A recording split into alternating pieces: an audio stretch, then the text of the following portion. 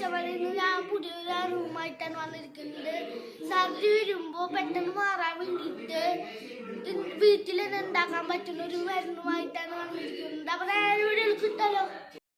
ഇതിനായി വേണ്ടത് ഒരു വേപ്പിനില, 2 കരിയാമ്പൂ, 2 വെളുത്തുള്ളിയാണ്. ഇതിനായി വേണ്ടത് 1 ഗ്ലാസ് വെള്ളം. പിന്നെ നമ്മൾ ഇതൊക്കെ അരിഞ്ഞ് വെച്ചിട്ടുണ്ട്. വെളുത്തുള്ളി അരിഞ്ഞത്,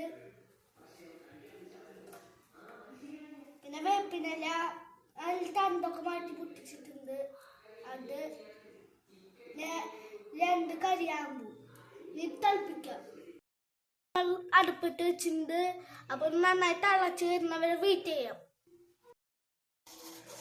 അപ്പോൾ ഇത് തിളച്ച് വന്നിട്ടുണ്ട്.